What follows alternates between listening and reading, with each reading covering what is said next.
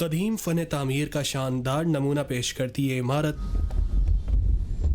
آج کراچی میں محکمہ جنگلی حیات سندھ کی عمارت ہے۔ تقسیم سے قبل 1914 میں یہ عمارت عالمی تنظیم فری میسن کا ہاپ لاج تھی، جس کا مخصوص نشان کمپاس عمارت کے مختلف حصوں پر آج بھی فری میسن کی یادگار کے طور پر موجود ہے، جبکہ فری میسن کے ممبران کے نام دیواروں پر لگی تختیوں پر اس مضبوطی سے کندہ کیے گئے ہیں جو کئی سالوں بعد بھی آج بھی پڑھے جا سکتے ہیں۔ تاریخ دان اختر بلوچ کے مطابق فری میسن کا ممبر بننا آسان نہیں تھا۔ سوسائٹی میں اثر و رسوخ رکھنے والے افراد ہی تنظیم میں شامل ہو سکتے تھے۔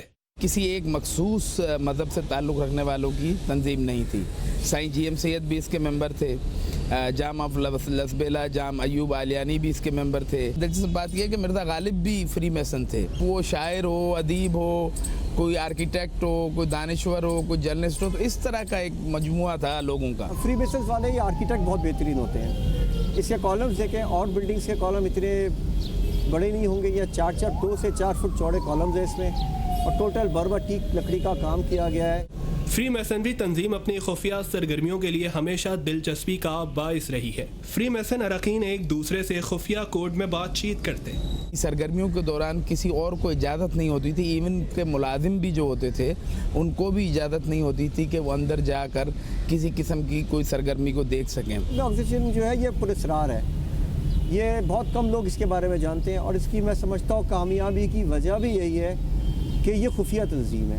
اس کے ممبرز ابھی بھی ایگزسٹ کرتی ہے ورلڈ دنیا میں تنظیم، لیکن اس کے ممبرز جو ہیں وہ اس طرح نہیں ہیں عام۔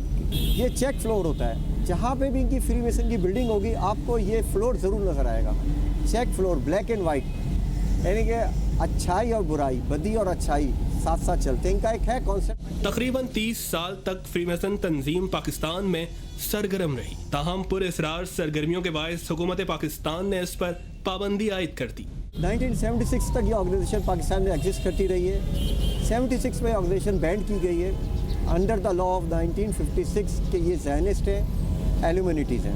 کچھ لوگوں کا یہ خیال ہے کہ یہ یہودیوں کی ایک پروردہ تنظیم تھی اور در پردہ ان کے کوئی مقاصد تھے، لیکن میں نے بہت تحقیق کی، کراچی کے حوالے سے ایسی کوئی چیز سامنے آئی نہیں۔